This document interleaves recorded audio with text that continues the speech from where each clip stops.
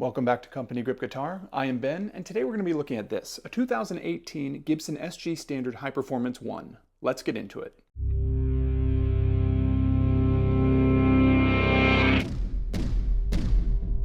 So this is the 2018 Gibson SG Standard High Performance 1, which in my opinion is the best version of the high performance variant, being a culmination of every high performance model that had come before it and then some.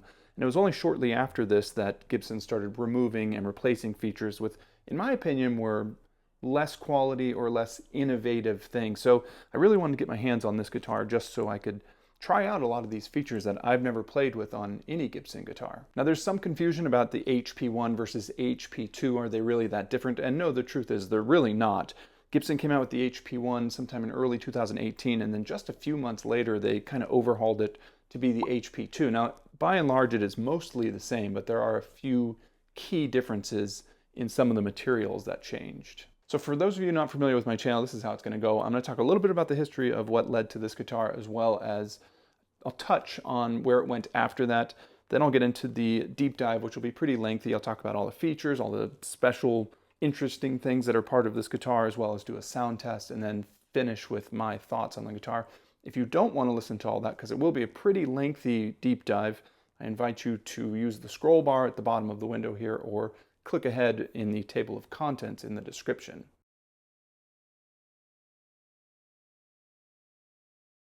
So here's a quick bit of history on this guitar here and where it fits into the Gibson timeline. Now bear in mind there's always a little bit of blending of features as Gibson shifts one variant of a guitar into the next iteration of that.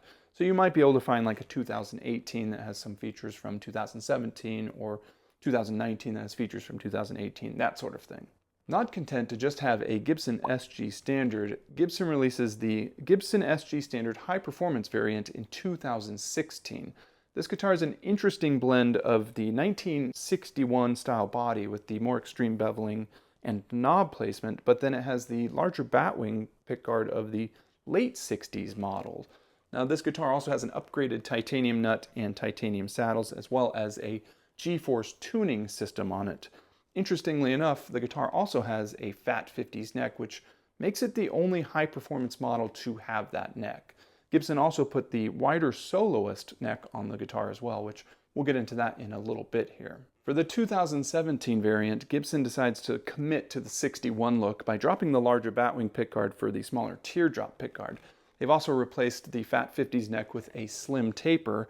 Now they've kept most of the features from the 2016 model, but they've added chrome accents everywhere. So they've got chrome pickup rings, you've got a chrome truss rod cover, you've got a chrome toggle switch, you've got chrome UFO knobs, and I think probably the most significant change is they've replaced the standard set of the 490R and the 498T pickups with a 57 Classic pairing, which in my opinion are better pickups. In 2018 we get this, which I consider to be the definitive high performance model, as it's really just a few months after this is released that Gibson starts to remove and replace features and morph the guitar into more of what I would consider a luxury model or luxury type of SG, as opposed to a high-tech, innovative, and unique SG high performance model. Surprisingly, just a few months after Gibson is manufacturing the 2018 high performance model, they already make revisions. They've replaced the fretboard with a Richlight fretboard and dropped the G-force tuners for Grover Roto Grip tuners. And even though it still says HP on the truss rod, it is known in the retail world now as the HP2. So really, they only manufactured this particular model for just a few months at the beginning of 2018. For the 2019 model year, Gibson breaks off the high performance variant into its own line. So it's no longer the Gibson SG Standard High Performance, now it's the Gibson SG High Performance model. They make a couple of changes to the guitar. I think the most notable is bringing back the pickup rings. So now you've got the chrome pickup rings from the 2017 model. And then strangely enough, they dropped the silver or chrome UFO knobs in place of clear top hat knobs. They also dropped the wild finishes for two tame by comparison finishes. So now you can get it in trans black fade or blueberry fade.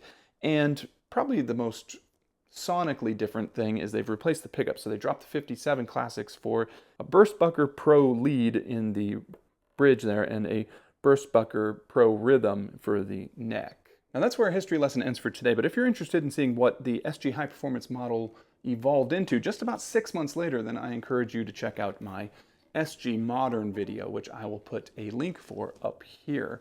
Now, if you're interested in seeing what the SG Modern evolved into, then I encourage you to check out my SG Supreme video, which I will also put a link for that up here as well.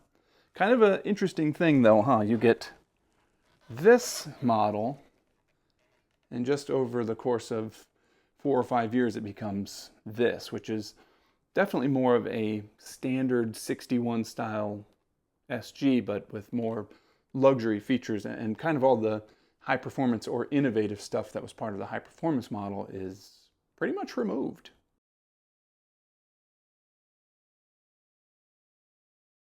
Leonardo da Vinci supposedly said, "Simplicity is the ultimate sophistication." And when it comes to SGs, I tend to agree with that. Just give me a basic old hand-wired SG standard and I am content. But that doesn't change the fact that I have an incredible interest and appreciation of what Gibson was trying to do with the SG standard high performance model. So let's go back to 2018. You walk into Guitar Center and you see this guitar hanging on the wall, and you probably notice one of two things first. Either that it's not one of the standard finish options that Gibson had been putting on everything pretty much at that point, which would have been like ebony or heritage cherry or maybe even a natural finish. Instead, you've got something a little bit more wild. You've got blood orange fade, you've got cobalt fade, you've got hot pink fade, and then this one here, which is the Mojave fade. Now, I don't really think any of these finishes are great, but I do think the Mojave fade is probably my favorite, and admittedly, it probably is the most boring out of the 4 options that are there as well. Now, upon closer inspection, you notice that there's no pickup rings on this guitar. These pickups are just floating in the body, which is kind of a weird thing. And I'm sure you're thinking after you see that, like, well, how do those get mounted on there? I wonder what that means for possible pickup changes in the future. So you grab it off of the rack and you flip it around and you look at the price tag and whoa, it's like $2,100. Now this is back in 2018. You could still get an SG standard for like $1,500 or an SG special for around $1,000 or $950, something like that. So this is quite the price tag on an SG, probably the most expensive at the time before you get into the SG customs and the custom shop models. So definitely quite an ask, I think, in 2018. Well, I had the benefit of buying this guitar used for $1,500 earlier in the year. Now, the guy that sold it to me said it had 1 hour of playtime. He bought it for his studio build out, never connected with it, and just wanted to sell it. Of course, that sounds like a great deal, especially for $1,500 if everything's original. But when it arrived, I realized on closer inspection that it definitely had more than 1 hour of playtime, unless he spent that entire hour rubbing his pick against the finish and banging it against a few walls. Now, it doesn't have anything really egregious, but there are just a few nicks in the corners there. Overall, $1,500, I would put it at a good deal and in the very good category of the reverb scale of quality there.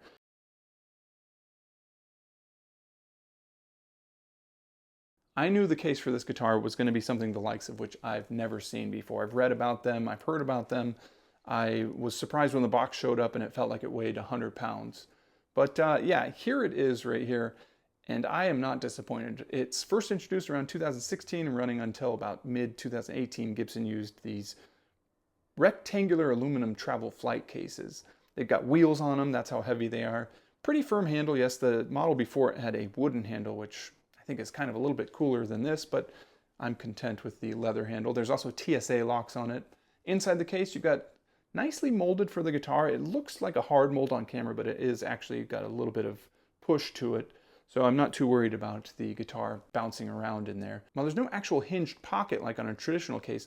The molding kind of is designed so that when the clamshell closes, it keeps all the case candy in this little section here. And I do love that the previous owner did keep all of this. So first off, we've got the G-Force charger here. We've got the various international adapters, the G-Force battery, a Gibson polishing cloth, the Gibson multi-tool, the quality checklist, the warranty card, the owner's manual, a G-Force quick tips guide, a more in-depth G-Force instruction guide, the no longer produced baby photo, and lastly, keys to this behemoth case. Now, if you're curious at all what a case like this weighs, well, I did decide to measure it with the guitar inside of it. It comes in at a whopping 28 pounds, which is a lot of weight to lug around. I guess that explains the wheels.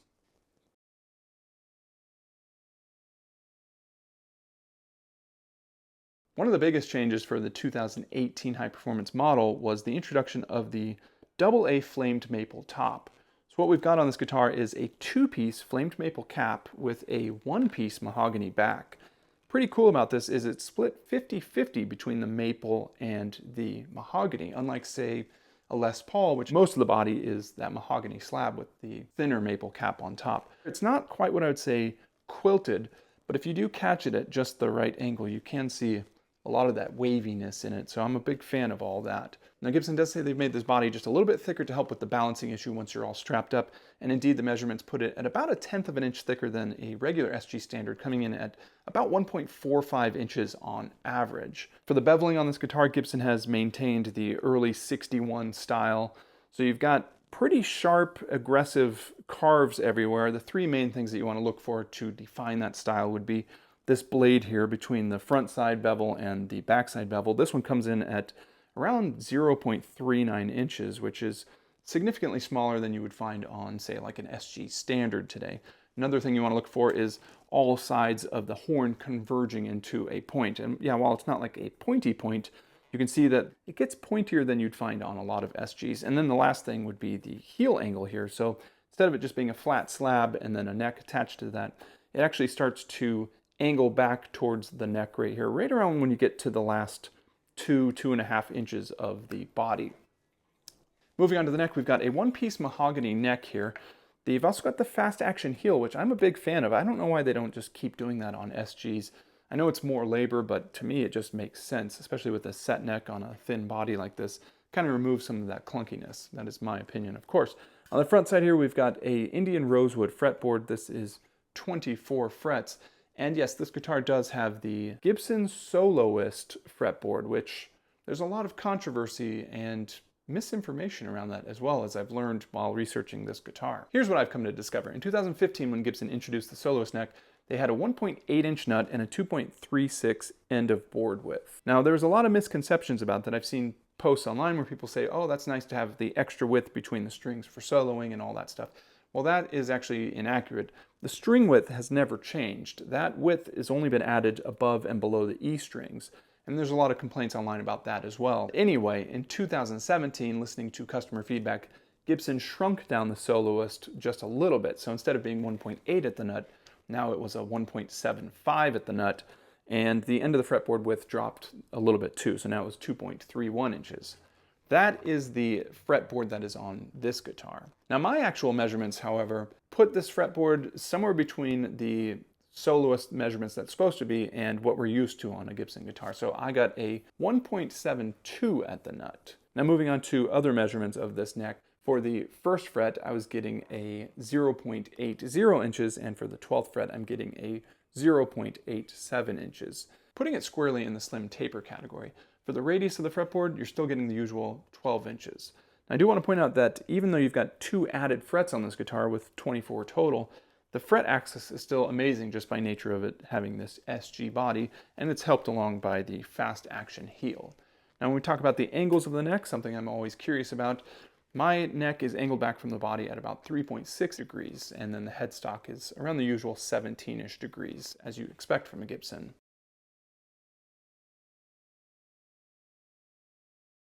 There's a lot to unpack in this section, so let's just start down here at the bottom. We've got probably my favorite Gibson strap buttons, or one of them anyway. This is the fat mushroom down here at the bottom, and then similar fat mushroom up at the top behind the upper horn there, but it is a little bit different. I like that little subtle detail of having 2 different strap buttons. Worth noting that just over from that, the previous owner relocated the strap button to the center of the guitar where it's generally found on an SG. I don't think that bodes well for the neck dive test, which I'll be doing in a little bit here, but I have for now relocated it to its original location. Moving over from that, we get to our metal jack plate on the side of the guitar as opposed to being on the front by the 4 knobs. Moving up from there, we get to our stop bar and our Nashville Tune-O-Matic bridge. These are both made by Advanced Plating. Bridge, I'm sure you're pretty familiar with how that works. You can adjust the height with the thumb wheels, or you can also use a hex key in there to turn it. And then to adjust the intonation, you would just move the saddles forward or backward. Now, worth noting, these are titanium saddles on the high performance model. Moving up from there, we get to our pickups, which is one of the more interesting things about the 2018 high performance model. As I mentioned, there are no pickup rings. The pickups are just magically floating there, Well, actually, it's pretty simple. They're just hard mounted to the body through these long screws in the back. Now, while I do really like the nice clean look that you get on the front of the guitar, it does come at a cost, and that cost is that these pickups are made exclusively for this guitar. Now, what they did is they took a normal pickup package and they bent the tabs 180 degrees so that they could stick the pickup in there and then run these screws directly into them. But yeah, these pickups, kind of what you're gonna get, you know, unless you want to go through the effort of buying new pickups and heating the tabs and bending them 180, or some people I've seen have taken the plates off of these pickups, taken apart other pickups that they wanted to put in the guitar and added those plates to those and then mounted it here. It's a lot of work to do to swap out your pickups. And thankfully Gibson has put in a pair of some of my favorite pickups from them, and that is the 57 Classic in the neck here and a Super 57 Classic in the bridge. Now the Super 57 Classic is just the 4-conductor version of the 57 Classic Plus pickup, but it does have a little bit more winds to get it a bit hotter. Now, as far as some quick readings on these pickups here, well, what I'm getting on the bridge is an 8.65, and up here at the neck, I'm getting a 7.83. And just for S's and G's, in the middle here, I'm getting a 4.10. Now, these pickups are wired to a pretty complex circuit here in the cavity, which I'm going to show you. This is a traditionalist's nightmare. You've got circuit boards, you've got a lot of wires in there, you've got some of these funky CTS pots here that are push-pulls there. These are all 500K CTS pots. But one thing that you might notice here is this little dip switch down here in the corner. Now the dip switches can actually be used to change the function of these push-pull pots here, as well as add some interesting EQ options to the guitar. So right now, with the dip switch off and my coil taps off, I get the full humbucker sound.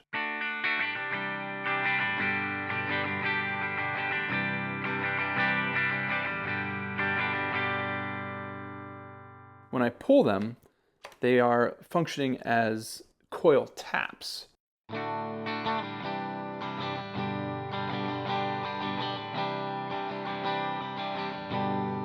Now, the coil tap system is sort of like taking a line out of the humbucker somewhere in the middle so that you get a lower output pickup, but still that humbucker sound. Gibson equates this to like a P90 sound in some of their literature. I don't necessarily agree with that, but it is certainly different than a humbucker.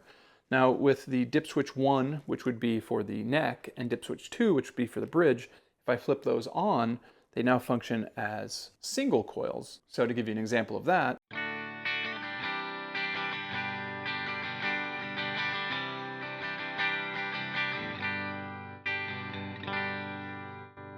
so instead of that full double coil thickness, you're getting more of that single coil strat sound.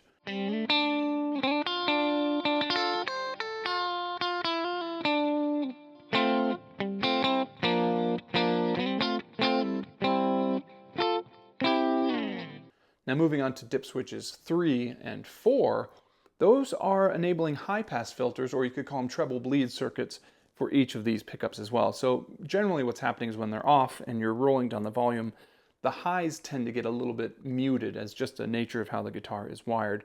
So when you flip those dip switches, it kind of spills out some of the extra treble so that you don't lose that high-end clarity at lower volumes.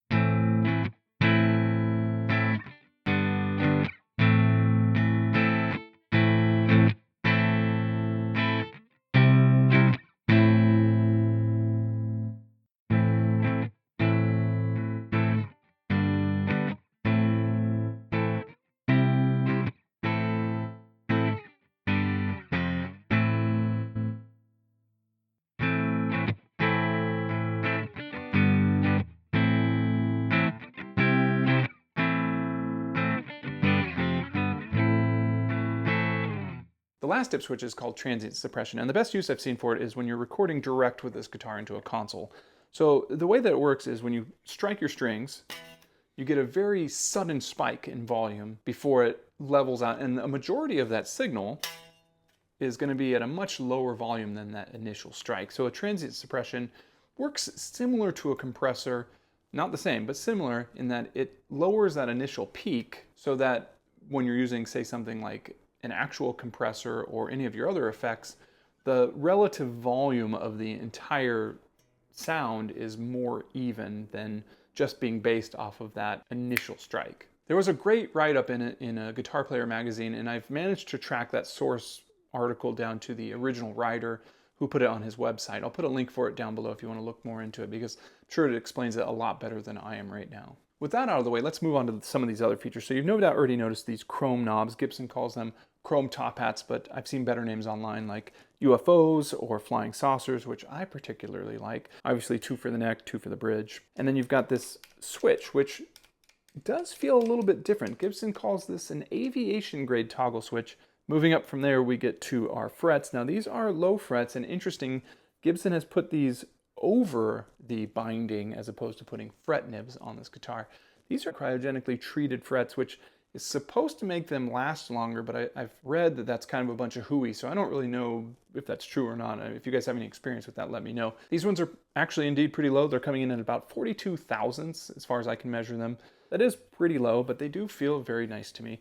Moving up from there, we get to our titanium nut. Now this is a 0 fret nut. Two things, I think that they help keep your strings intonated better, especially on the earlier frets, where sometimes you'll tune it up and when you hit the first fret it might be just a touch sharp because usually the nuts aren't set up very well. Second of all, I think they help keep your action generally lower as well, kind of by the same principle of just being an additional fret instead of the nut, which is supplying the bass action level at the top of the fretboard there. Pretty cool. This thing's easy to adjust. You tighten it down in the center, and then there's 2 grub nuts on the side that you can raise and lower with a hex wrench to adjust the string height. Let's see, moving on from there, we get to this, the G-Force tuning system. I have never read anything good about these tuners one bit. In fact, the most I've ever read about them is in the hundreds and hundreds of reverb listings that say G-Force tuners replaced with ... So I was very curious to get my hands on these. The previous owner of this guitar said that this system worked fine. He had all the accessories that came with it, the charger, the battery, which is this little tab right here. So if it does work like it's supposed to, that's what I was looking for. So the idea is you turn the system on, you strum the strings, and sensors in each one of these reads whatever the note is and tunes each string correctly. And if for whatever reason it can't get it on that first strum, it automatically goes into a mode where it'll blink just the strings that it needs you to re-strum or whatever. So my guitar is tuned like this right now, which is to say not tuned at all. Let's try this out and see what we can get here. So, and I turn the system on, which is this button here, and I give it a strum.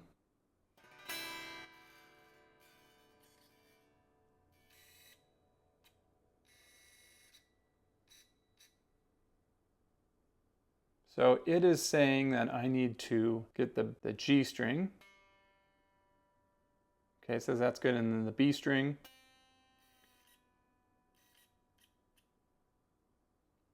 And it claims the strings are tuned now, so let's see.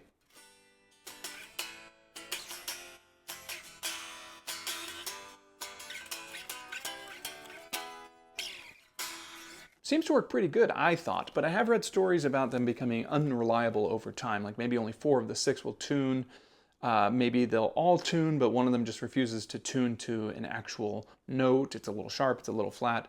I don't really know if that's the system needs to be set up correctly or if it actually is truly going haywire. I read stories about the batteries expanding and they won't fit in there. But if that does happen to you, I did learn recently, you can actually buy replacement batteries on Gibson.com for $40, and I was surprised that they still sold them.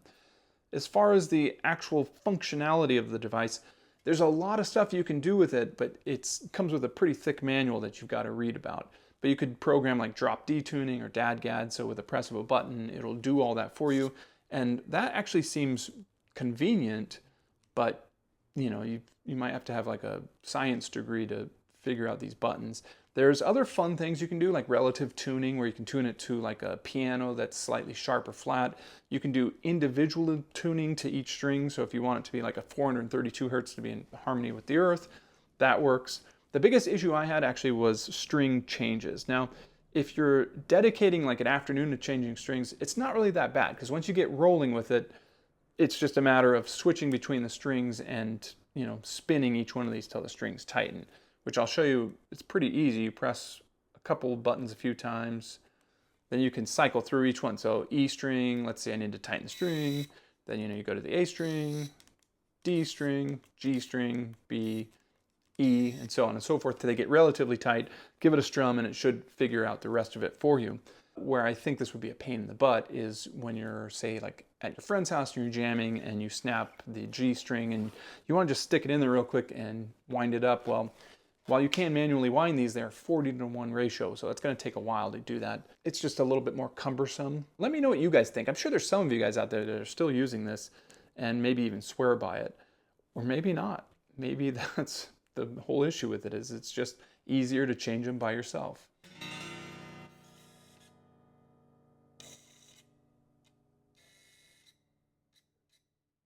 So moving on to the other features of this guitar, this is going to be a real quick section because Gibson has removed most of the plastics from this guitar, which is the majority of what I talk about in this section. But we can talk about the binding on the guitar. So you do have a bound neck here. Gibson did not put the nibs in there. They purposely went with fret over nibs. You've got your black fret markers on the side there. And then going to the face of the neck, you've got a nice mother of pearl inlays on there too. And these ones have a real nice pearlescence to them too, if you catch the light just right. And speaking of that, when we move up here to the top of the guitar, you've got a mother of pearl crown there, as well as a inlaid mother of pearl logo at the very top. And lastly, on the back side of this guitar, you've got a shielded cavity cover, or as Gibson calls it, the SS-infused polycarbonate cavity cover for electrostatic discharge protection. On the inside of this cavity cover, there is a little legend that has a listing of what all the dip switches do, which is pretty handy.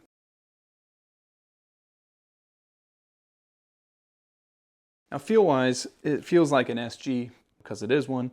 Something I'm very familiar with. The body is offset, obviously, to the right, which works out for me because I have a little wider shoulders, so kind of puts my hand in just the right place for strumming this as well. The body being a little bit thicker is not really something I'm noticing at all.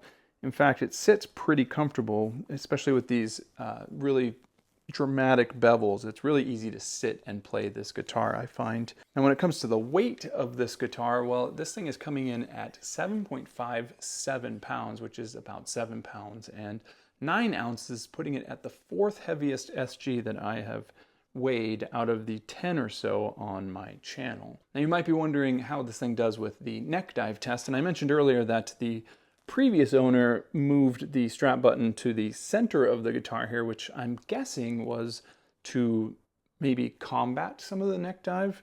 I don't really know if that was going to make much of a difference at all. In fact, I think Gibson probably moved it over there because it works better on this side, but what do I know?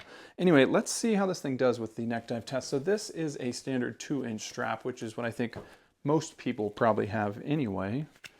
And let's throw that on there. And here we go. Yep. So as you saw, that was a complete failure. I don't know if I talked about this yet, but the G-force tuners at the end of the neck here weigh 10.5 ounces, which is no doubt going to contribute to that.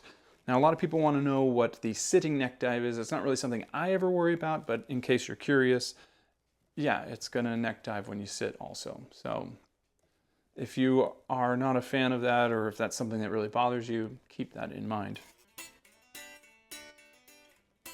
All right, now I'm going to move on to the sound test. If you haven't seen one of my videos before, I put all the settings on the side here so you can follow along: the volume, the tone, if I'm using the neck pickup, the bridge pickup, or the middle position. In the case of this guitar, I'll also mention if I'm using the coil tap or the coil split options, as well as the treble bleed circuits for each pickup. I will run this guitar through 2 different pedals. That would be the Behringer clone, as well as the tube screamer pedal, and these will be going into a Bugera V5 amp, which I have mic'd, and will be going into my DAW. As far as other effects on this, if I use any delay or reverb, that'll be something I add later. I will have a camera down on the 2 pedals that I am using though, so you can follow what settings I have for those as well. Lastly, I've set this guitar up how I like it, and I've changed the strings to my preferred brand of strings, which is Stringjoy Broadway Customs. I'm a big fan of the Broadway Customs because you can select whatever gauge you want for each string and build your own packs. And over time, I'm talking like decades, I've kind of really nailed down what I like each string to feel like. They didn't pay me to say this, I just am a big fan of their strings, and I wanted to get that information out there. All right, let's get into this test.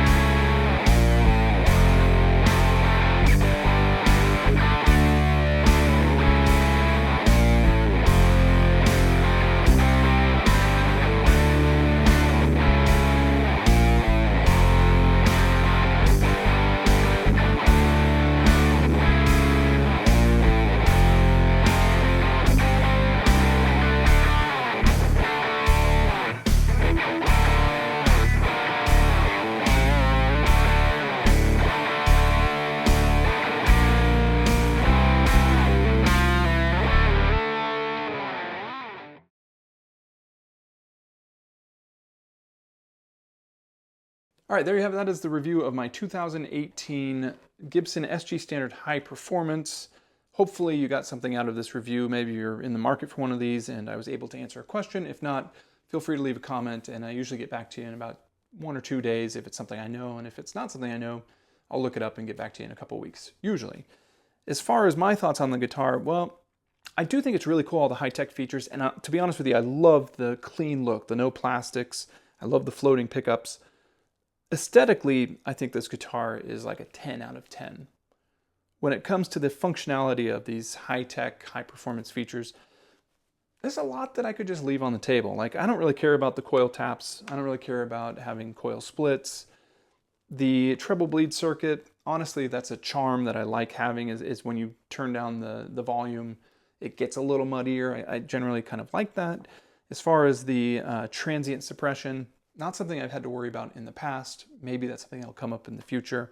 If you look at the Les Paul high performance model, I think that there's more functionality built into this, and the fact that it's got 4 push-pulls, and you can do funner things like phase reversals or coil swapping. If you're in single coil mode, you could go from the outer coils to the inner coils. I find that would probably be more tonally versatile than what you get on this guitar.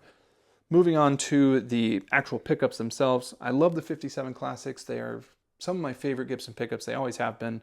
The idea that they mount on the back is, again, saying that I love the look, very inconvenient. The idea that you have to mutilate either some other pickups or modify some pickups just to make them fit in here is definitely kind of silly and probably pretty inconvenient for a lot of people that buy a guitar like this and instantly want to throw in like Seth Lovers or, you know, some other screaming pickup or something like that. So that's another thing that's a bit of a weird zone for me. Going on to the soloist neck, doesn't really bother me at all. You know, I can play rhythm just fine on it. When I play solos, ironically enough, that's when I find that it's a little bit more troublesome. Just having that extra 32nd of an inch of fretboard underneath the E here just offsets my fingers enough where I feel like I'm fumbling around. Sometimes I miff the notes up. It's just going to take more time to get used to it, but I'm fighting against, 95% of my other Gibson guitars have the same identical fretboard. So this one is definitely going to, it's the outlier for sure. The G-Force tuners, I don't have enough experience with them to hate them yet. I haven't, advanced to that level yet, which I'm guessing is inevitable. But they seem to work for what I'm doing now. I don't know how long it's going to take before I get to that level where I hate them, but right now it's a unique charm. Now, you could tie that in with the neck dive that comes with it, but again, being an SG player, you just kind of accept that sometimes they're going to neck dive, sometimes they're not, and you learn to play with it that way. Anyway, that is all I have to say about this guitar. I think it's kind of awesome, kind of silly. I would recommend it also. But yeah, thanks for checking out my video. I appreciate you taking the time to watch this lengthy review. If you liked it and you like content like that, consider clicking the like button, or even better yet, subscribing. I'd like to give a thanks to my Patreon subscribers for their support for my videos. That is always very much appreciated. All right, I will talk to you next time.